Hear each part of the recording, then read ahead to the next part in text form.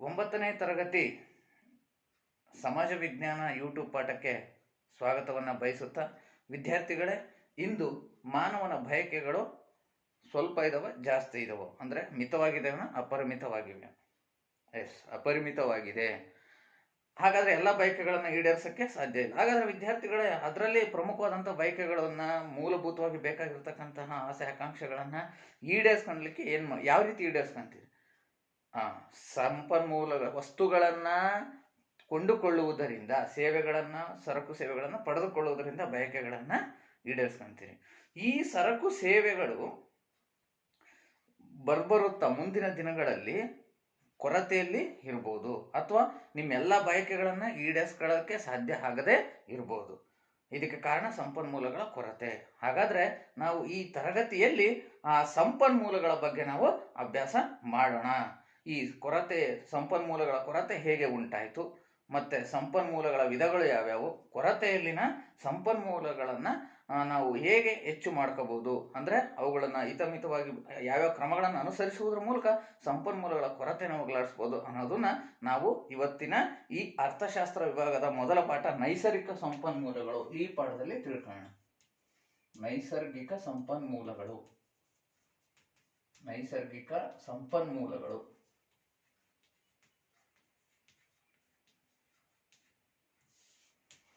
ನೋಡಿ ವಿದ್ಯಾರ್ಥಿಗಳೇ, ಫಸ್ಟು ಈ ಸಂಪನ್ಮೂಲಗಳು ನೋಡಿ, ಆರ್ಥಿಕ ಚಟುವಟಿಕೆಗಳಲ್ಲಿ ನಾವು ಏನೆಲ್ಲ ಆರ್ಥಿಕ ಚಟುವಟಿಕೆ ಮಾಡ್ತೀವಿ ಅವು ಸಂಪನ್ಮೂಲಗಳಿಂದನೇ. ಇಂತಹ ಸಂಪನ್ಮೂಲಗಳು ನಿಸರ್ಗ ದತ್ತವಾಗಿ ದೊರೆತಿವೆ. ಅವೆಲ್ಲ ಪ್ರಕೃತಿಯ ಕೊಡುಗೆನೂ ಕೂಡ ಆಗಿವೆ. ಸೊ ಹಾಗಾದ್ರೆ ಮೊದಲಿಗೆ ನಾವು ಈ ಸಂಪನ್ಮೂಲಗಳು ಅಂತಂದ್ರೆ ಏನು ಅಂತ ನಾವು ತಿಳಿದುಕೊಳ್ಳೋಣ. ನೋಡಿ, ಸೊ ಸ್ವಾಭಾವಿಕವಾಗಿ ನೈಸರ್ಗಿಕವಾಗಿ ಸರಕುಗಳು ಏನು ದೊರೀತವೆ, ವಸ್ತುಗಳು, ಅವುಗಳನ್ನು ನಾವು ಸಂಪನ್ಮೂಲಗಳು, ಅವು ಮೌಲ್ಯಯುತವಾಗಿರಬೇಕು, ನಮಗೆ ಉಪಯೋಗಕ್ಕೆ ಬರಬೇಕು, ಅಂತಹ ವಸ್ತುಗಳನ್ನು ನಾವು ಸಂಪನ್ಮೂಲಗಳು ಎಂದು ಕರೆಯುತ್ತೇವೆ. ಸರಿ ವಿದ್ಯಾರ್ಥಿಗಳ, ಸಂಪನ್ಮೂಲಗಳಂದ್ರೇನು ಒಂದು ವಾಕ್ಯ ಬರ್ಕೊಳ್ರಿ. ನೈಸರ್ಗಿಕವಾಗಿ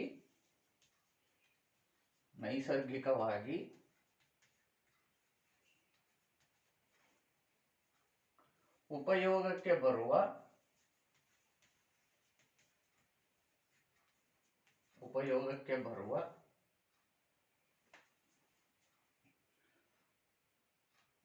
ದೊರೆತಿರುವ ಸರಕುಗಳನ್ನು ಅಥವಾ ವಸ್ತುಗಳನ್ನು ಸಂಪನ್ಮೂಲಗಳು ಎನ್ನುತ್ತೇವೆ.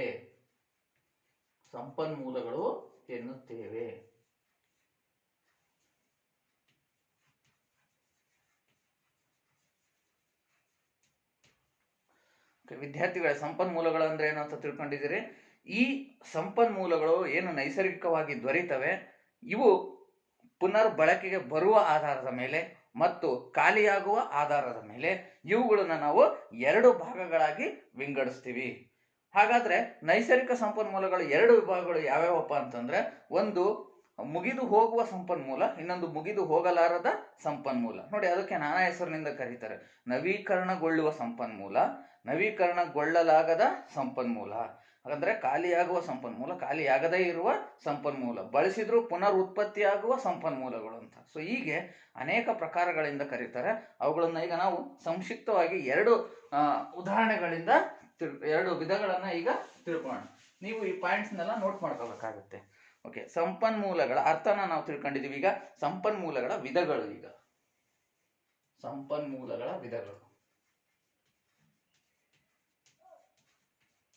ಸಂಪನ್ಮೂಲಗಳ ವಿಧಗಳು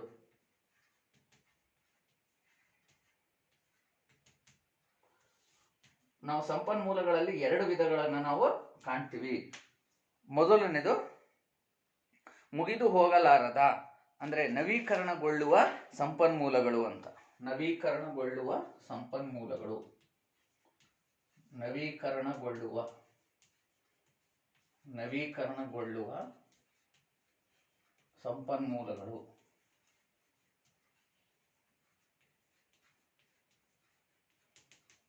ನೋಡಿ, ಅದೇ ರೀತಿಯಾಗಿ ಎರಡನೇದು ಅಂದ್ರೆ ನವೀಕರಣಗೊಳ್ಳಲಾಗದ ಅಂದ್ರೆ ಮುಗಿದು ಹೋಗುವ ಸಂಪನ್ಮೂಲಗಳು. ಮುಗಿದು ಹೋಗುವ ಸಂಪನ್ಮೂಲಗಳು.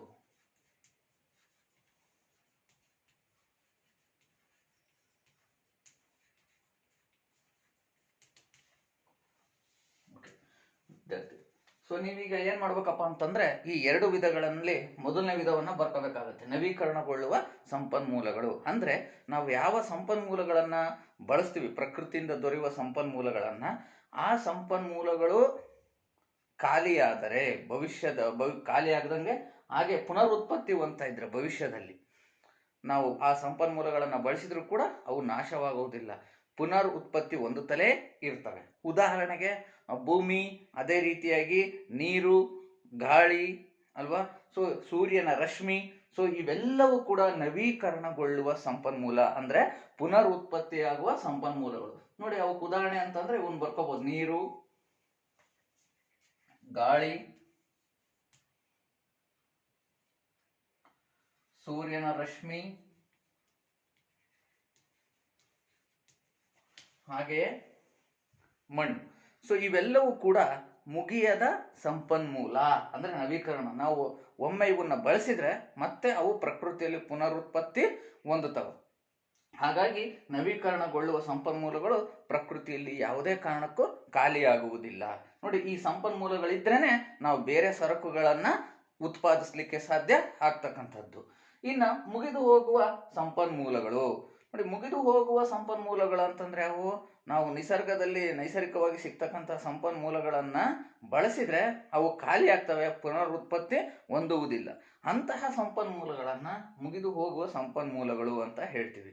ಅಂದ್ರೆ ಪುನರುತ್ಪತ್ತಿ ಆಗದೇ ಇರ್ತಕ್ಕಂಥವು ಪರಿಸರದಲ್ಲಿ ಅಂತಹ ಸಂಪನ್ಮೂಲಗಳು. ಅವು ಯಾವ್ಯಾವು? ಫಾರ್ ಎಕ್ಸಾಂಪಲ್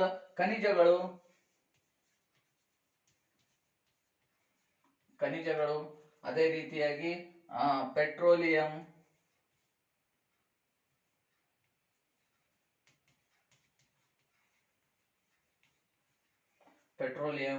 ಅಲ್ವಾ, ಸೊ ಕಚ್ಚಾ ಅನಿಲ, ಕಚ್ಚಾ ತೈಲ, ಅದೇ ರೀತಿಯಾಗಿ ಇನ್ನಿತರ ವಸ್ತುಗಳು, ಕೆಲವು ಅಣು ಖನಿಜಗಳು,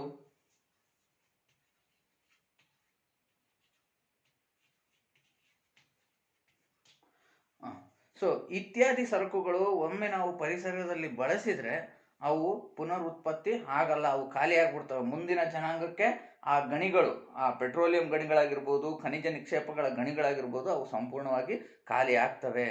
ಹಾಗಾಗಿ ಮುಂದಿನ ಜನಾಂಗಕ್ಕೆ ಇವುಗಳು ದೊರಕದೇ ಇರಬಹುದು ವಿದ್ಯಾರ್ಥಿಗಳೇ. ಸೊ ಇಷ್ಟು ಈ ನವೀಕರಣಗೊಳ್ಳುವ ಸಂಪನ್ಮೂಲಗಳು ಅಂದ್ರೆ ಬಳಸಿದ್ರೆ ಮತ್ತೆ ಪುನರುತ್ಪತ್ತಿ ಆಗವು, ಮುಗಿದು ಹೋಗಲಾರದ ಸಂಪನ್ಮೂಲಗಳು ತಿಳ್ಕೊಂಡಿದೀವಿ. ಇನ್ನು ಮುಗಿದು ಹೋಗುವ ಸಂಪನ್ಮೂಲಗಳನ್ನ ನಾವು ತಿಳ್ಕೊಂಡಿದ್ದೀರಿ ವಿದ್ಯಾರ್ಥಿಗಳೇ. ಹಾಗಾದ್ರೆ ನಾವು ಯಾವ ಸಂಪನ್ಮೂಲಗಳನ್ನ ಹೆಚ್ಚಾಗಿ ಬಳಸ್ಕೋಬೇಕಾಗುತ್ತದೆ? ವೆರಿ ಗುಡ್, ನವೀಕರಣಗೊಳ್ಳುವ ಸಂಪನ್ಮೂಲಗಳನ್ನ ನಾವಿಲ್ಲಿ ಹೆಚ್ಚಾಗಿ ಬಳಸ್ಕೋಬೇಕು. ಯಾಕೆ? ಅವು ಖಾಲಿ ಆಗೋದಿಲ್ಲ, ಮುಂದಿನ ಜನಾಂಗಕ್ಕೂ ಕೂಡ ಲಭ್ಯ ಆಗಿರ್ತಾವ. ಆದ್ರೆ ಯಾವ್ದು, ಈಗ ಎರಡು ಸಂಪನ್ಮೂಲಗಳನ್ನ ತಿಳ್ಕೊಂಡಿದ್ರಿ, ಎರಡು ಸಂಪನ್ಮೂಲಗಳಿಂದ ಒಂದು ಪ್ರಶ್ನೆಯನ್ನು ನಾನು ನಿಮಗೀಗ ಕೇಳ್ತೀನಿ. ಈಗ ನಾವು ಯಾವ ಸಂಪನ್ಮೂಲಗಳನ್ನ ಹೆಚ್ಚಾಗಿ ಬಳಸಬೇಕು, ಯಾವ ಸಂಪನ್ಮೂಲಗಳನ್ನ ಮಿತವಾಗಿ ಬಳಸಬೇಕು? ನವೀಕರಣಗೊಳ್ಳುವ ಸಂಪನ್ಮೂಲಗಳನ್ನ ಹೆಚ್ಚಾಗಿ ಬಳಸಬೇಕು, ಮುಗಿದು ಹೋಗುವ ಸಂಪನ್ಮೂಲಗಳನ್ನ ಮಿತವಾಗಿ ಕಡಿಮೆ ಪ್ರಮಾಣದಲ್ಲಿ ನಾವು ಬಳಸಬೇಕು. ಯಾಕಪ್ಪ ಅಂದ್ರೆ ಮುಂದಿನ ಜನಾಂಗಕ್ಕೆ ಸಂಪನ್ಮೂಲಗಳ ಲಭ್ಯತೆ ಬೇಕು, ಈ ಮುಗಿದು ಹೋಗುವ ಸಂಪನ್ಮೂಲಗಳ ಲಭ್ಯತೆ. ಸೊ ಹಾಗಾಗಿ ಇವುಗಳನ್ನ ಹಿತಮಿತವಾಗಿ ನಾವು ಬಳಸಬೇಕಾಗುತ್ತದೆ. ಸರಿ ವಿದ್ಯಾರ್ಥಿಗಳೇ, ಇವತ್ತು ಜನಸಂಖ್ಯೆ ಯಥೇಚ್ಛವಾಗ್ತಾ ಇರೋದ್ರಿಂದ, ಏರಳಾಗ್ತಾ ಇರೋದ್ರಿಂದ ಈ ಸಂಪನ್ಮೂಲಗಳ ಕೊರತೆ ನಮಗೆ ಆಗ್ತಾ ಇದೆ. ಹಾಗಾಗಿ ಅಷ್ಟೇ ಅಲ್ಲದೆ ಮಾನವನ ಹತ್ರ ಸಂಪನ್ಮೂಲಗಳ ಕೊರತೆನೂ ಕೂಡ ಇದೆ. ಹಾಗಾಗಿ ಅವನು ಆದ್ಯತೆ ಮೇಲೆ ಬಯಕೆಗಳನ್ನ ಈಡೇರಿಸ್ಕೊಳ್ತಾನೆ.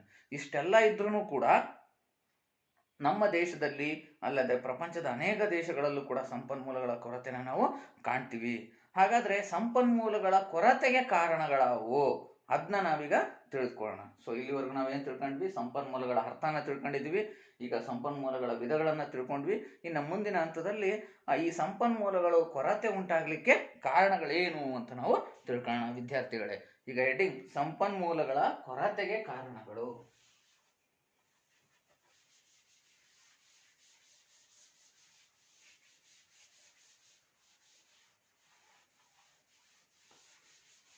ಸಂಪನ್ಮೂಲಗಳ ಕೊರತೆಗೆ ಕಾರಣಗಳು.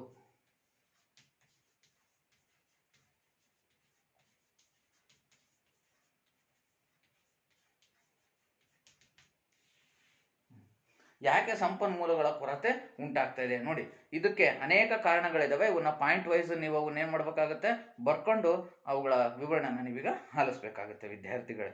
ನೋಡಿ, ಮೊದಲನೇದು ಜನಸಂಖ್ಯೆ ಏನಾಗ್ತಾ ಇದೆ, ದಿನದಿಂದ ದಿನಕ್ಕೆ ಹೆಚ್ಚಾಗ್ತಾ ಇದೆ. Very good. ಮೊದಲನೇ ಕಾರಣ ಮಿತಿ ಮೀರಿದ ಜನಸಂಖ್ಯೆ ಇರುವುದು.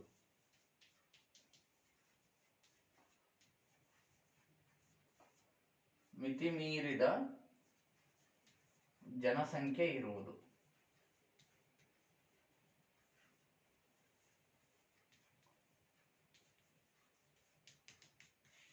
ನೋಡಿ, ಪ್ರಪಂಚದ ಜನಸಂಖ್ಯೆ 7 ಶತಕೋಟಿ ದಾಟಿದೆ, 700 ಕೋಟಿಯನ್ನ ದಾಟಿದೆ. ಸೊ ಹಾಗಾಗಿ ಜನಸಂಖ್ಯೆ ಸಂಪನ್ಮೂಲಗಳಿಗಿಂತ ಹೆಚ್ಚಾಗಿ ಬೆಳೆದ್ಬಿಟ್ಟಿದೆ. ಅಲ್ಲದೆ ನಮ್ಮ ದೇಶದಲ್ಲೂ ಕೂಡ ದಿನದಿಂದ ದಿನಕ್ಕೆ ಜನಸಂಖ್ಯೆ ಹೆಚ್ಚಾಗ್ತಾ ಇದೆ. ಸೊ ಆ ಕಾರಣಕ್ಕೆ ಜನಸಂಖ್ಯೆ ಹೆಚ್ಚಾಗ್ತೈತೆ. ಆದ್ರೆ ಆ ಹೆಚ್ಚಿರುವ ಜನಸಂಖ್ಯೆಗಳಿಗೆ ಮೂಲಭೂತ ಅವಶ್ಯಕತೆಗಳು, ಸೌಕರ್ಯಗಳನ್ನ ಒದಗಿಸ್ಕೊಡ್ಬೇಕು. ಉದಾಹರಣೆಗೆ ಆಹಾರ, ಬಟ್ಟೆ, ವಸತಿ ಅಲ್ವಾ, ಈ ಸೌಕರ್ಯಗಳನ್ನ ಈ ಒದಗಿಸ್ಕೊಡ್ಲಿಕ್ಕೆ ಈ ಸಂಪನ್ಮೂಲಗಳು ಬೇಕಾಗುತ್ತೆ. ಖನಿಜ ಸಂಪನ್ಮೂಲ, ಪೆಟ್ರೋಲಿಯಂ ಸಂಪನ್ಮೂಲ, ಮುಗಿದು ಹೋಗುವ ಸಂಪನ್ಮೂಲನೂ ಬೇಕು, ಮುಗಿದು ಹೋಗಲಾರದ ಸಂಪನ್ಮೂಲನೂ ಬೇಕು. ಈ ಎರಡು ಸಂಪನ್ಮೂಲಗಳು ಬೇಕಾಗಿರೋದ್ರಿಂದ ಈ ಜನಸಂಖ್ಯೆಗೆ ಆ ಎಲ್ಲ ಸಂಪನ್ಮೂಲಗಳನ್ನು ಬಳಸಿ ಸರಕುಗಳನ್ನು ಉತ್ಪಾದಿಸಿ ಕೊಡ್ತಾ ಇದ್ದೀವಿ. ಆದರೂ ಕೂಡ ಆ ಸಂಪನ್ಮೂಲಗಳು ಇನ್ನೂ ಕೊರತೆಯಲ್ಲಿವೆ, ಜನರಿಗೆ ಒದಗಿಸ್ತಕ್ಕಂತಹ ಸಂಪನ್ಮೂಲಗಳು. ಸೊ ಆಗ ವಸ್ತುಗಳು ಕೊರತೆ ಉಂಟಾಗುತ್ತೆ. ವಸ್ತುಗಳ ಕೊರತೆ ಅಂದರೆ ಸಂಪನ್ಮೂಲಗಳು ಸಿಗ್ತಾ ಇಲ್ಲ. ಸೊ ಹಾಗಾಗಿ ವಸ್ತುಗಳ ಕೊರತೆ ಉಂಟಾಗ್ತಾ ಇದೆ ಈ ಮಿತಿ ಮೀರಿದ ಜನಸಂಖ್ಯೆ ಇರೋದ್ರಿಂದಾಗಿ. ಸೊ ಇನ್ನ ಮುಂದಿನ ಕಾರಣ ಬಂದ್ರೆ ಹೆಚ್ಚುತ್ತಿರುವ ಔದ್ಯೋಗೀಕರಣ. ಎರಡನೇ ಕಾರಣ ಹೆಚ್ಚುತ್ತಿರುವ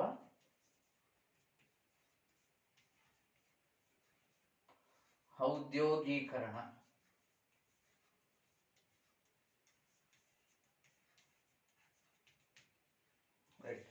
ಔದ್ಯೋಗೀಕರಣ, ಹೆಚ್ಚುತ್ತಿರುವ ಔದ್ಯೋಗೀಕರಣ ಅಂದ್ರೆ ಉದ್ಯೋಗದ ಪ್ರಮಾಣ, ಕೈಗಾರಿಕೆಗಳ ಸ್ಥಾಪನೆ ದಿನದಿಂದ ದಿನಕ್ಕೆ ಏನಾಗ್ತಾ ಇದೆ, ಹೆಚ್ಚಾಗ್ತಾ ಇದೆ.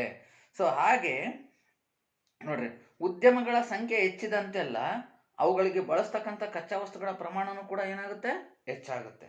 ಆ ಕಚ್ಚಾ ವಸ್ತುಗಳನ್ನ ಫಾರ್ ಎಕ್ಸಾಂಪಲ್ ಅದಿರುಗಳಾಗಿರ್ಬೋದು, ಖನಿಜ ಸಂಪತ್ತು, ಸೊ ಇವುಗಳನ್ನ ಹೊರ ತೆಗೆದಾಗ ಖಾಲಿ ಆಗ್ತಾ ಹೋಗ್ತವೆ. ಯಾಕೆ ಔದ್ಯೋಗೀಕರಣ ಉಂಟಾಗ್ತೈತೆ ಅಂದ್ರೆ ಹೆಚ್ಚುತ್ತಿರುವ ಜನಸಂಖ್ಯೆಗೆ ಸರಕುಗಳನ್ನ ಒದಗಿಸ್ಕೊಡ್ಬೇಕಲ್ಲ.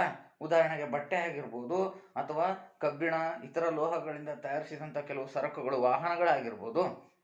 ಹೀಗೆ ಅವೆಲ್ಲವನ್ನ ತಯಾರಿಸಕ್ಕೆ ಈ ಸಂಪನ್ಮೂಲಗಳನ್ನು ನಾವು ಬಳಸ್ಕೋಬೇಕಾಗುತ್ತೆ. ಆ ಸಂಪನ್ಮೂಲಗಳು ಬಳಸಿದಾಗ ಅವು ಕೊರತೆ ಉಂಟಾಗ್ತವೆ. ಈ ಔದ್ಯೋಗೀಕರಣ ಹೆಚ್ಚಾಗಿರೋದ್ರಿಂದ, ಉತ್ಪಾದನೆ ಪ್ರಮಾಣ ದಿನನಿತ್ಯ ಹೆಚ್ಚಾಗ್ತಾ ಇರೋದ್ರಿಂದ ಈ ಸಂಪನ್ಮೂಲಗಳ ಬಳಕೆ ಹೆಚ್ಚಾಗಿ ಅವುಗಳ ಕೊರತೆ ಉಂಟಾಗ್ತಾ ಇದೆ ವಿದ್ಯಾರ್ಥಿಗಳೇ. ಇನ್ನ ವಿಸ್ತರಣೆಯಾಗುತ್ತಿರುವ ನಗರ ಪ್ರದೇಶಗಳು.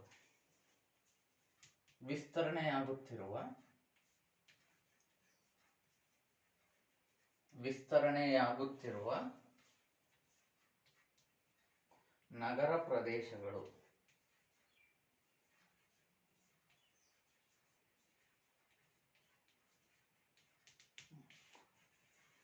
ನೋಡಿ, ಇವತ್ತು ನಗರ ಪ್ರದೇಶಗಳ ವಿಸ್ತರಣೆ ಹೆಚ್ಚಾಗ್ತಾ ಇದೆ. ಕಾರಣ ಜನಸಂಖ್ಯೆ ಹೆಚ್ಚಾಗಿ ಉದ್ಯೋಗವನ್ನ ಅರಸಿ ನಗರಗಳಿಗೆ ಹೆಚ್ಚು ಜನ ಸೇರ್ಪಡೆಯಾಗ್ತಾ ಇದ್ದಾರೆ. ಈ ನಗರ ಪ್ರದೇಶಗಳು ಹೆಚ್ಚಾದಂತೆಲ್ಲ ಅಲ್ಲಿ ವ್ಯವಹಾರ ಉದ್ಯಮಗಳು ಹೆಚ್ಚಾಗ್ಬಿಟ್ಟು, ವ್ಯಾಪಾರ ಉದ್ಯಮಿಗಳು ಹೆಚ್ಚಾಗ್ಬಿಟ್ಟು, ಕೈಗಾರಿಕೆಗಳ ಪ್ರಮಾಣ ಹೆಚ್ಚಾಗ್ಬಿಟ್ಟು ಏನಾಗ್ತಾ ಇದೆ, ತ್ಯಾಜ್ಯ ವಸ್ತುಗಳ ಒಂದು ಸಂಗ್ರಹಣೂ ಜಾಸ್ತಿ ಆಗ್ತಾ ಇದೆ, ಸಿದ್ಧ ವಸ್ತುಗಳ ಉತ್ಪಾದನೆನೂ ಹೆಚ್ಚಾಗ್ತಾ ಇದೆ. ತ್ಯಾಜ್ಯ ವಸ್ತುಗಳ ಸಂಗ್ರಹಣೆ ಹೆಚ್ಚಾದಂತೆಲ್ಲ ಭೂ ಮಾಲಿನ್ಯ ಆಗುತ್ತೆ ಕಸಗಳ ಶೇಖರಣೆಯಿಂದ. ಅಷ್ಟೇ ಅಲ್ಲದೆ ಜಲಮಾಲಿನ್ಯನೂ ಆಗುತ್ತೆ. ಸೊ ಕಾರ್ಖಾನೆಗಳು ಆ ಒಳ್ಳೆ ನೀರನ್ನು ಬಳಸ್ಕೊಳ್ತವೆ, ಅನಿವಾರ್ಯವಾಗಿ ಅವನ್ನ ಮತ್ತೆ ನದಿಗಳಿಗೆ ಬಿಡ್ತಕ್ಕಂಥ ಸಂದರ್ಭ ಇರುತ್ತೆ. ಸೊ ಹೀಗೆ ವಾಯು ಮಾಲಿನ್ಯ, ಕಾರ್ಖಾನೆಗಳು ಉಗುಳುವ ಹೊಗೆ, ಸೊ ಹೀಗೆ ವಾಯು ಮಾಲಿನ್ಯ, ಜಲಮಾಲಿನ್ಯ ಇವೆಲ್ಲವೂ ಉಂಟಾಗುತ್ತೆ. ಯಾವಾಗ ನಗರ ಪ್ರದೇಶಗಳು ಹೆಚ್ಚು ವಿಸ್ತರಣೆ ಆಗ್ತಾ ಇರೋದ್ರಿಂದ, ನಗರ ಪ್ರದೇಶಗಳು ಹೆಚ್ಚು ವಿಸ್ತರಣೆ ಆಗಿರೋದ್ರಿಂದ ಈ ಕೊಳಚೆ ಪ್ರದೇಶಗಳು ನಿರ್ಮಾಣ ಆಗ್ತವೆ, ಮತ್ತೆ ತ್ಯಾಜ್ಯ ವಸ್ತುಗಳು ಬರ್ತವೆ. ಸೊ ಹೀಗಾಗಿ ಈ ಪರಿಸರ ಮಾಲಿನ್ಯನೂ ಕೂಡ ಉಂಟಾಗ್ಬಿಟ್ಟು ಇರ್ತಕ್ಕಂಥ ಪರಿಸರದಲ್ಲಿ ಇರ್ತಕ್ಕಂತಹ ಒಂದು ಮುಗಿದು ಹೋಗದೇ ಇರುವ ಸಂಪನ್ಮೂಲ ಗಾಳಿ, ಅದು ಕೂಡ ಅಶುದ್ಧ ಆಗ್ತಾ ಇದೆ. ಸೊ ಹಾಗಾಗಿ ಈ ನಗರ ಪ್ರದೇಶಗಳು ಹೆಚ್ಚಾಗ್ತಾ ಇರೋದ್ರಿಂದ ಈ ಪರಿಸರದಲ್ಲಿ ನೈಸರ್ಗಿಕ ಸಂಪನ್ಮೂಲವಾದಂತಹ ನೀರು, ಗಾಳಿ, ಬೆಳಕು ಇವುಗಳ ಮೇಲೆಯೂ ಕೆಟ್ಟ ಪರಿಣಾಮ ಉಂಟಾಗ್ತಾ ಇದೆ. ಕ್ರಮೇಣ ಅವುಗಳನ್ನೆಲ್ಲ ಶುದ್ಧೀಕರಣ ಮಾಡಿ ನಾವು ಸೇವಿಸಬೇಕು, ಬಳಸಬೇಕು ಅಂತ ಒಂದು ಪರಿಸ್ಥಿತಿ ಇವತ್ತು ಬಂದಿದೆ. ಸೊ ಇವುಗಳಿಂದಲೂ ಕೂಡ ಸಂಪನ್ಮೂಲಗಳ ಕೊರತೆಗೆ ಕಾರಣ ಆಗ್ತಾ ಇದೆ ಅಂತ ನಾವು ತಿಳ್ಕೋಬಹುದು. ಇನ್ನು ನೆಕ್ಸ್ಟ್ ವಾಯು ಮಾಲಿನ್ಯ ಉಂಟಾಗ್ತಾ ಇರೋದು.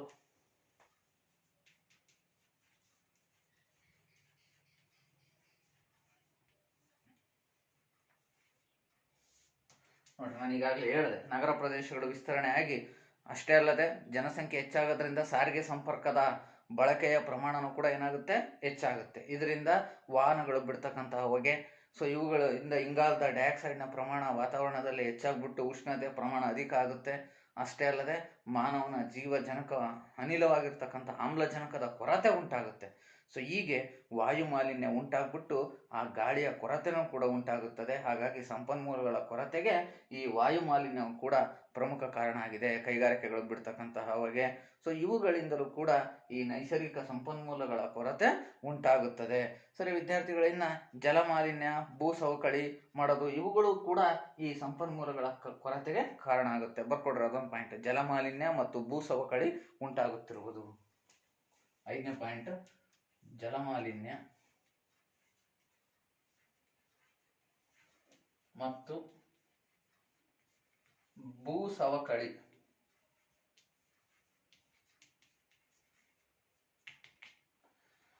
ಸೊ ಈ ಕಾರಣದಿಂದಲೂ ಕೂಡ ನೈಸರ್ಗಿಕ ಸಂಪನ್ಮೂಲಗಳ ಕೊರತೆ ಉಂಟಾಗುತ್ತದೆ. ನಾನೀಗಾಗಲೇ ಹೇಳಿದೆ, ಶುದ್ಧ ಕುಡಿಯುವ ನೀರಿನ ಕೊರತೆ, ಅಭಾವ ಉಂಟಾಗ್ತಕ್ಕಂಥದ್ದು, ಅಲ್ಲದೆ ಮಣ್ಣಿನ ಫಲವತ್ತತೆ ನಾಶ ಆಗ್ತಕ್ಕಂಥದ್ದು, ತ್ಯಾಜ್ಯಗಳ ವಿಲೇವಾರಿ ಸರಿಯಾಗಿ ಆಗದೆ ಭೂ ಮಾಲಿನ್ಯ ಆಗ್ತಕ್ಕಂಥದ್ದು, ಮತ್ತು ಭೂಮಿಯ ಫಲವತ್ತತೆ ನಾಶ ಆಗ್ತಕ್ಕಂಥದ್ದು. ಅಷ್ಟೇ ಅಲ್ಲದೆ ನೋಡಿ, ಜನಸಂಖ್ಯೆ ಹೆಚ್ಚಾದಂತೆ ಅರಣ್ಯಗಳನ್ನು ನಾವೇನು ಮಾಡಬೇಕಾಗುತ್ತೆ, ನಾಶ ಮಾಡಿಬಿಟ್ಟು ಅಲ್ಲಿ ವ್ಯವಸಾಯನ ಮಾಡ್ತಾರೆ. ನೆಕ್ಸ್ಟ್ ಆ ವ್ಯವಸಾಯದ ಭೂಮಿ ಜನರ ವಸತಿ ಪ್ರದೇಶಗಳಾಗಿ ಮಾರ್ಪಾಡಾಗುತ್ತದೆ. ನಂತರ ಅದು ನಗರವಾಗ್ಬಿಟ್ಟು ಆಮೇಲೆ ತ್ಯಾಜ್ಯಗಳಿಂದ ಶೇಖರಣೆ ಆಗ್ಬಿಟ್ಟು ಭೂ ಸವಕಳಿ ಉಂಟಾಗುತ್ತೆ.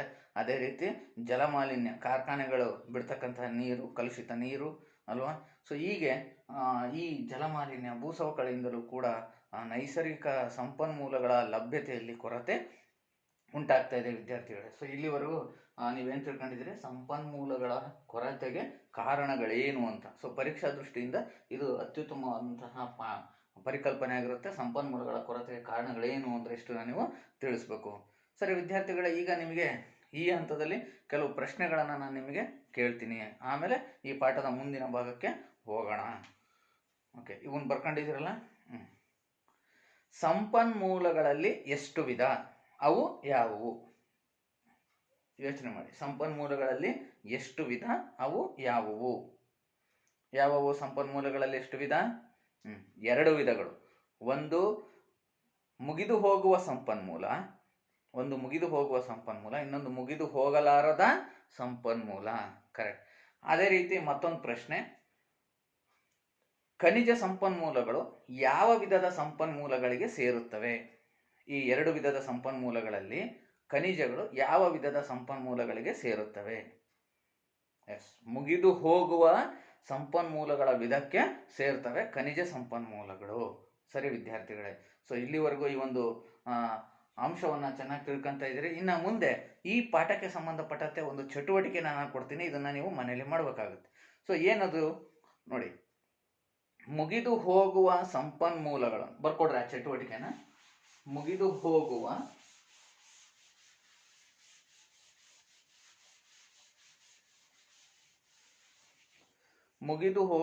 ಸಂಪನ್ಮೂಲಗಳ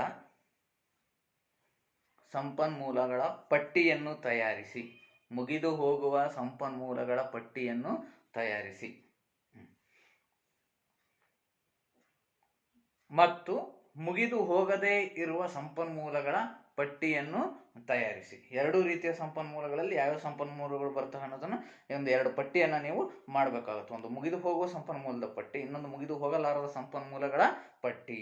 ಇನ್ನು ಈ ಒಂದು ಸಂಪನ್ಮೂಲಗಳೇನು ಕೊರತೆ ಉಂಟಾಗ್ತಾ ಇವೆ, ಇವುಗಳನ್ನು ಕೊರತೆಯನ್ನು ನೀಗಿಸ್ಲಿಕ್ಕೆ ನಾವು ಯಾವ ಕ್ರಮವನ್ನು ಕೈಗೆತ್ತಿಕೊಳ್ಬೋದು ಮತ್ತು ಆ ಸಂಪನ್ಮೂಲಗಳ ಕೊರತೆಯನ್ನು ನಾವು ಯಾವ್ಯಾವ ಕ್ರಮಗಳನ್ನು ಅನುಸರಿಸುವುದರ ಮೂಲಕ ತಡೆ ಹಿಡಿಯಬಹುದು ಅದನ್ನು ನಾವೀಗ ತಿಳ್ಕೊಳ್ಳೋಣ. ಹಾಗಾದರೆ ವಿದ್ಯಾರ್ಥಿಗಳೇ, ಮುಂದಿನ ಪಾಯಿಂಟ್ ಈ ಒಂದು ಸಂಪನ್ಮೂಲಗಳ ಕೊರತೆಯನ್ನು ತಡೆಗಟ್ಟಲು ಯಾವ ಕ್ರಮಗಳನ್ನು ಕೈಗೊಳ್ಳಬಹುದು ಅಂತ. ಸಂಪನ್ಮೂಲಗಳ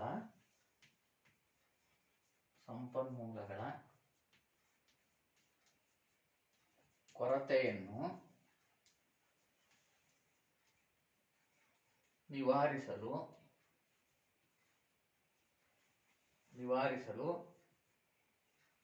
ಕೈಗೊಳ್ಳಬಹುದಾದ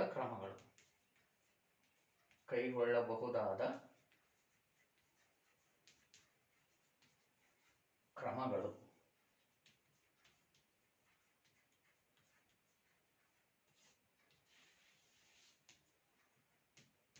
ಆದರೆ ಈ ಕ್ರಮಗಳನ್ನು ಕೈಗೊಳ್ಳುವುದರಿಂದ ಸಂಪನ್ಮೂಲಗಳ ಕೊರತೆಯನ್ನು ನಾವು ಸ್ವಲ್ಪ ಮಟ್ಟಿಗೆ ಕಡಿಮೆ ಮಾಡ್ಬೋದೇ ವಿನ ಸಂಪೂರ್ಣವಾಗಿ ಖಾಲಿಯಾಗುವುದನ್ನು ತಡಿಲಿಕ್ಕೆ ಸಾಧ್ಯ ಆಗಲ್ಲ ವಿದ್ಯಾರ್ಥಿಗಳೇ. ಸೊ ಇದನ್ನು ನೀವು ಹೆಡ್ಡಿಂಗ್ ಬರ್ಕೊಡ್ರಿ. ಸಂಪನ್ಮೂಲಗಳ ಕೊರತೆಯನ್ನು ನಿವಾರಿಸಲಿಕ್ಕೆ ನಾವು ಯಾವ್ಯಾವ ಕ್ರಮಗಳನ್ನು ಕೈಗೊಳ್ಬೋದು ಅಂತ ನೋಡೋಣ. ನೋಡಿ, ಸಂಪನ್ಮೂಲಗಳ ಹೊಸ ಮೂಲ ಅದನ್ನು ಹುಡುಕ್ಬೇಕಾಗಿದೆ. ಸೊ ಎಲ್ಲ ಕಡೆಗೂ ಸಿಗೋದಿಲ್ಲ ಎಲ್ಲ ರೀತಿಯ ಸಂಪನ್ಮೂಲಗಳು. ಆ ನಿಕ್ಷೇಪಗಳನ್ನು ಪತ್ತೆ ಹಚ್ಚಬೇಕು. ಉದಾಹರಣೆಗೆ ಪೆಟ್ರೋಲಿಯಂ ನಿಕ್ಷೇಪಗಳಾಗಿರ್ಬೋದು, ಖನಿಜಗಳ ಗಣಿಗಳಾಗಿರ್ಬೋದು ಅಲ್ವಾ. ಸೊ ಇವುಗಳನ್ನು ನಾವು ಪತ್ತೆ ಹಚ್ಚಬೇಕಾಗಿದೆ, ಸಂಶೋಧನೆಯನ್ನು ಮಾಡಬೇಕಾಗಿದೆ. ಆವಾಗ ನಾವೇನು ಮಾಡ್ಬೋದು, ಆ ಒಂದು ಸಂಪನ್ಮೂಲಗಳ ಕೊರತೆನ ಸ್ವಲ್ಪ ಮಟ್ಟಿಗೆ ನೀಗಿಸ್ಬೋದು. ಓಕೆ ವಿದ್ಯಾರ್ಥಿಗಳು, ಮೊದಲನೇ ಪಾಯಿಂಟ್ ಬರ್ಕೊಡ್ರೆ, ಸಂಪನ್ಮೂಲಗಳ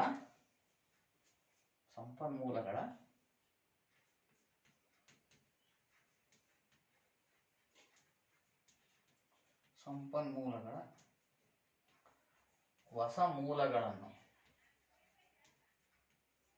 ಮೂಲಗಳ ಸಂಶೋಧನೆ ಮೊದಲನೇ ಪಾಯಿಂಟ್.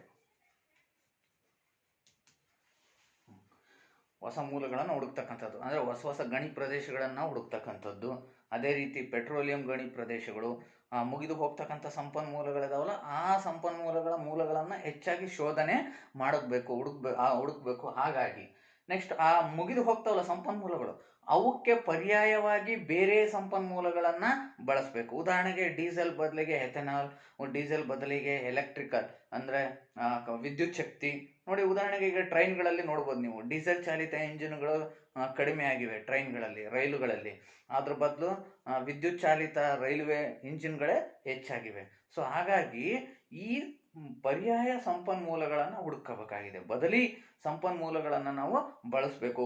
ಆ ಸಂಪನ್ಮೂಲಗಳಿಗೆ ಬದಲಾಗಿ, ಯಾವ ಸಂಪನ್ಮೂಲಗಳಿಗೆ ಬದಲಾಗಿ? ಖಾಲಿಯಾಗುವ ಸಂಪನ್ಮೂಲಗಳಿಗೆ ಬದಲಾಗಿ ಪರ್ಯಾಯ ಸಂಪನ್ಮೂಲಗಳನ್ನು ಬಳಸುವುದು. ಇದರಿಂದ ಆ ಮುಗಿದು ಹೋಗುವ ಸಂಪನ್ಮೂಲಗಳ ಮೇಲೆ ಹಾಕುವ ಒತ್ತಡ ಏನಾಗುತ್ತೆ? ಕಡಿಮೆ ಆಗುತ್ತೆ. ಅವುಗಳನ್ನು ಕಡಿಮೆ ಪ್ರಮಾಣದಲ್ಲಿ ನಾವು ಬಳಸ್ಬೋದು. ಆವಾಗ ಬರ್ಕೊಡ್ರಿ ಎರಡನೇ ಪಾಯಿಂಟ್, ಪರ್ಯಾಯ ಸಂಪನ್ಮೂಲಗಳನ್ನು ಬಳಸುವುದು. ಎರಡನೇ ಪಾಯಿಂಟ್ ಏನು? ಪರ್ಯಾಯ ಸಂಪನ್ಮೂಲಗಳನ್ನು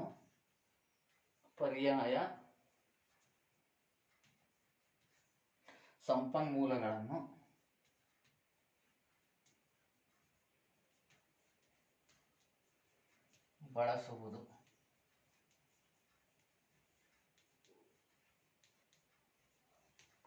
ಪರ್ಯಾಯ ಸಂಪನ್ಮೂಲಗಳನ್ನು ಬಳಸುವುದು. ಈಗ ಹೇಳಿದ್ನಲ್ಲ, ಡೀಸೆಲ್ ಬದಲಿಗೆ ಎಥೆನಾಲ್, ಅದೇ ರೀತಿ ವಿದ್ಯುತ್ ಶಕ್ತಿ, ಇವುಗಳನ್ನು ಉತ್ಪಾದನಾ ಕಾರ್ಯಗಳಲ್ಲಿ ಬಳಸ್ತಕ್ಕಂಥದ್ದು. ಮತ್ತೆ ಆ ಒಂದು ಸಂಪನ್ಮೂಲಗಳ ಹೊಸ ಮೂಲಗಳನ್ನು ಹುಡುಕ್ತಕ್ಕಂಥದ್ದು. ಈಗ ವಿದ್ಯುತ್ ಶಕ್ತಿ ಕೊರತೆ ಆಯಿತು, ಪವನ ವಿದ್ಯುತ್ ಶಕ್ತಿ, ಗಾಳಿ ಮೂಲಕ ವಿದ್ಯುತ್ ಶಕ್ತಿ ಉತ್ಪಾದಿಸ್ತಕ್ಕಂಥ ವಿಧಾನಗಳು, ಇವುಗಳನ್ನು ಅಳವಡಿಸ್ಕೊಳ್ಬೇಕು. ಗೊತ್ತಾಯ್ತಾನೆ? ಸೊ ಓಕೆ, ಪರ್ಯಾಯ ಸಂಪನ್ಮೂಲಗಳನ್ನು ಅಳವಡಿಸಿಕೊಳ್ಳತಕ್ಕಂಥದ್ದು. ನೆಕ್ಸ್ಟ್, ಸಂಪನ್ಮೂಲಗಳ ಬಳಕೆಯ ದಕ್ಷತೆಯನ್ನು ಹೆಚ್ಚಿಸುವುದು. ಮೂರನೇ ಪಾಯಿಂಟ್, ಸಂಪನ್ಮೂಲಗಳ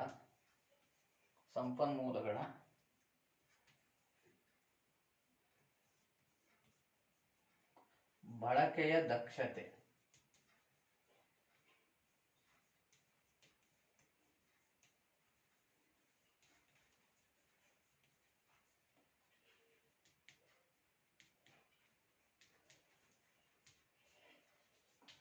ಸಂಪನ್ಮೂಲಗಳ ಬಳಕೆಯ ದಕ್ಷತೆಯನ್ನು ಹೆಚ್ಚಿಸುವುದು ಅಂದರೆ, ನೋಡಿ ವಿದ್ಯಾರ್ಥಿಗಳೇ, ನಾವು ಯಾವುದಾದ್ರೂ ಒಂದು ಸಂಪನ್ಮೂಲನ ಬಳಸ್ತಾ ಇದ್ದೀವಿ ಅಂದಾಗ ಅದರಿಂದ ಉಪಯೋಗಗಳು ಹೆಚ್ಚಾಗಿ ಬರಬೇಕು. ಸ್ವಲ್ಪ ಸಂಪನ್ಮೂಲ ಬಳಕೆ ಆಗಬೇಕು, ಅದರಿಂದ ಹೆಚ್ಚು ವಸ್ತು ಉತ್ಪಾದನೆ ಆಗಬೇಕು.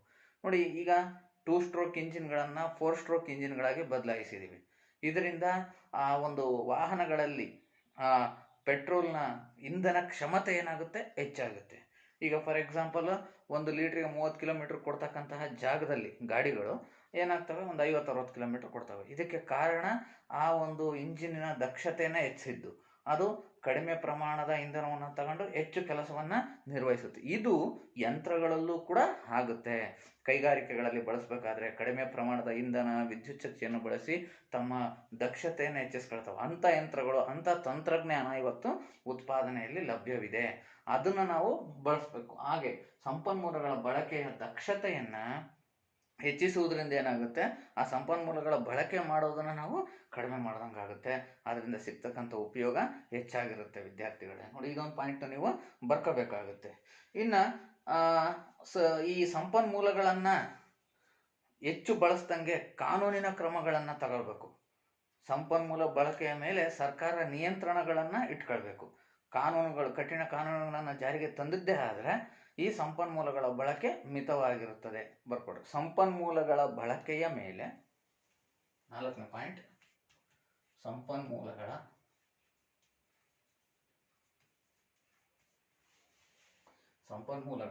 ಬಳಕೆಯ ಮೇಲೆ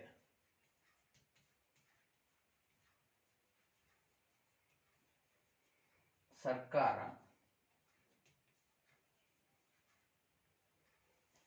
ಕಾನೂನಿನ ಕ್ರಮ ಕೈಗೊಳ್ಳುವುದು.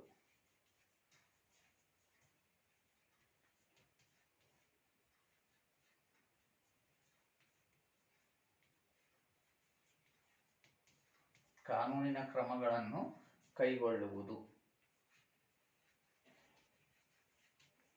ಕಾನೂನಿನ ಕ್ರಮಗಳನ್ನು ಕೈಗೊಳ್ಳುವುದು.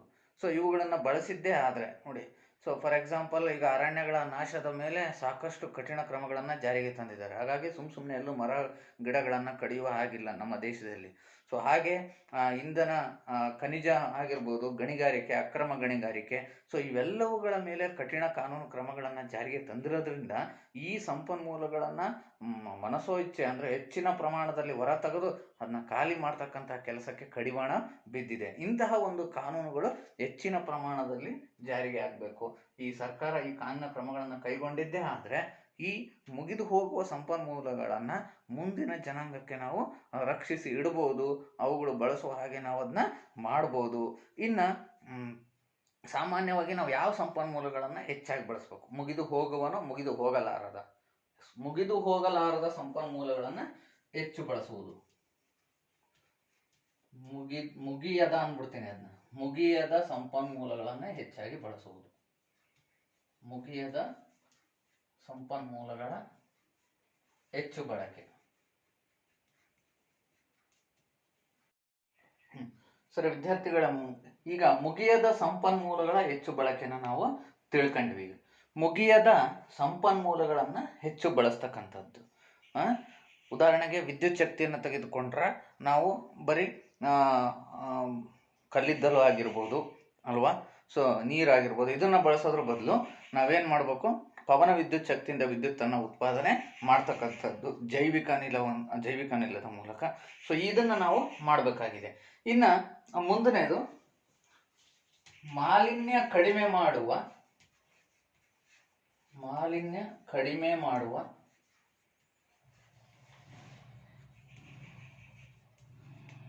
ಕ್ರಮಗಳು. ನೋಡಿ, ಪರಿಸರ ಮಾಲಿನ್ಯವನ್ನು ಕಡಿಮೆ ಮಾಡ್ತಕ್ಕಂಥ ಕ್ರಮಗಳನ್ನು ಕೈಗೊಳ್ಳಬೇಕು ಸರ್ಕಾರ. ಸೊ ಆ ಮೂಲಕ ನಾವು ಮುಗಿಯದೇ ಇರ್ತಕ್ಕಂಥ ಸಂಪನ್ಮೂಲಗಳ ಒಂದು ಪರಿಶುದ್ಧತೆಯನ್ನು ನಾವು ಕಾಪಾಡ್ಬೋದು. ಉದಾಹರಣೆಗೆ ಹಳೆಯ ಕಾಲದ ವಾಹನಗಳ ಒಂದು ಬಳಕೆನ ನಿಷೇಧ ಮಾಡ್ತಕ್ಕಂಥದ್ದು. ಕಾರಣ, ಹೆಚ್ಚು ಹೊಗೆ ನಾವು ಬಿಡುವುದರಿಂದ ವಾಯು ಮಾಲಿನ್ಯ ಉಂಟಾಗ್ತಕ್ಕಂಥದ್ದು. ಆಮೇಲೆ ಕಾರ್ಖಾನೆಗಳ ಮೇಲೆ ಕೆಲವು ಕಾನೂನಿನ ನಿಯಂತ್ರಣಗಳನ್ನು ಹೇರುವುದರಿಂದ ಅವುಗಳು ಶುದ್ಧೀಕರಿಸಿದ ನೀರನ್ನು ಹೊರಬಿಡಬೇಕು. ಇಂತೂ ಅನೇಕ ಕಾನೂನುಗಳನ್ನು ಜಾರಿಗೆ ತಂದಿದ್ದೇ ಆದರೆ ಆ ಒಂದು ಪರಿಸರ ಮಾಲಿನ್ಯ ಅಂತಕ್ಕಂಥದ್ದು ಕಡಿಮೆ ಆಗುತ್ತೆ. ನೈಸರ್ಗಿಕ ಸಂಪನ್ಮೂಲಗಳ ಈ ಒಂದು ಶುದ್ಧತೆ ಮತ್ತು ಲಭ್ಯತೆನೂ ಕೂಡ ಹೆಚ್ಚಾಗಿ ದೊರಕ್ತದೆ. ಇದ್ರ ಬಗ್ಗೆ ಜನರಲ್ಲೂ ಕೂಡ ಜಾಗೃತಿಯನ್ನು ಮೂಡಿಸ್ತಕ್ಕಂಥ ಕಾರ್ಯಕ್ರಮಗಳನ್ನು ಸರ್ಕಾರ ಇವತ್ತು ಮಾಡಬೇಕಾಗಿದೆ. ಸರಿ ವಿದ್ಯಾರ್ಥಿಗಳು, ಇಷ್ಟೆಲ್ಲ ಕ್ರಮಗಳನ್ನು ಕೈಗೊಳ್ಳುವುದರಿಂದ ನಾವು ಸಂಪನ್ಮೂಲಗಳ ಕೊರತೆಯನ್ನು ನಿವಾರಿಸ್ಬೋದು, ಅಲ್ಲದೆ ಮುಂದಿನ ಜನಾಂಗಕ್ಕೆ ಅವುಗಳನ್ನು ಬಳಸಲಿಕ್ಕೆ ಅವಕಾಶವನ್ನು ಮಾಡಿಕೊಡ್ಬೋದು. ಸರಿ ವಿದ್ಯಾರ್ಥಿಗಳೇ, ಹಾಗಾದರೆ ನೀವೆಲ್ಲ ಈ ಕ್ರಮಗಳನ್ನು ನೀವು ಕಲಿಯೋದ್ರ ಜೊತೆಗೆ ನಿಮ್ಮ ಜೀವನದಲ್ಲೂ ಕೂಡ ಇವನ್ನ ಪಾಲಿಸುವ ಹಾಗೆ ನೋಡ್ಕೋಬೇಕಾಗುತ್ತದೆ. ಸರಿ, ಇಷ್ಟು ಈ ಇವತ್ತಿನ ಪಾಠನ ಇಲ್ಲಿವರೆಗೂ ತಿಳ್ಕೊಂಡಿದ್ರಿ. ನಾನು ಕೊನೆಯದಾಗಿ ಈ ಪಾಠಕ್ಕೆ ಸಂಬಂಧಪಟ್ಟಂತೆ ಕೆಲವು ಪ್ರಶ್ನೆಗಳನ್ನು ಗೃಹಪಾಠವಾಗಿ ನೀಡ್ತೀನಿ. ಅವನ್ನ ತಾವು ಮನೆಯಲ್ಲಿ ಬರ್ಕೊಂಬರ್ಬೇಕಾಗುತ್ತೆ. ಓಕೆ ವಿದ್ಯಾರ್ಥಿಗಳೇ, ಗೃಹಪಾಠದ ಪ್ರಶ್ನೆಗಳು ಬರ್ಕೊಂತಿರಲ್ಲ. ಮೊದಲನೇ ಪ್ರಶ್ನೆ, ಗೃಹಪಾಠದ ಪ್ರಶ್ನೆಗಳು. ಗೃಹಪಾಠದ ಪ್ರಶ್ನೆಗಳು.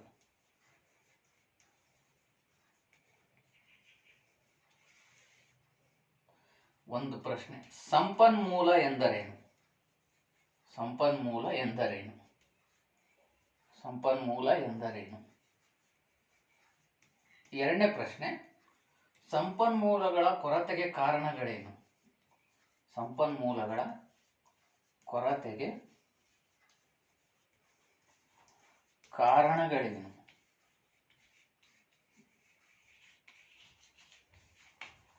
ವಿದ್ಯಾರ್ಥಿಗಳು, ಇಷ್ಟು ಪ್ರಶ್ನೆಗಳಿಗೆ ನೀವು ಉತ್ತರನ ಬರ್ಕೊಂಡು ಬರೀಬೇಕಾಗುತ್ತೆ. ಮನೆಯಲ್ಲಿ ನಿಮ್ಮ ಶಿಕ್ಷಕರಿಗೆ ತೋರಿಸ್ಬೇಕಾಗುತ್ತೆ. ಸೊ ಈ ಪಾಠದ ಮುಂದಿನ ಭಾಗವನ್ನು ನಾವು ಮುಂದಿನ ವಿಡಿಯೋದಲ್ಲಿ ನೋಡೋಣ ಅಂತ ಹೇಳ್ತಾ ಈ ಪಾಠನ ನಾನು ಇಲ್ಲಿಗೆ ಮುಗಿಸ್ತಾ ಇದ್ದೀನಿ. ವಂದನೆಗಳು.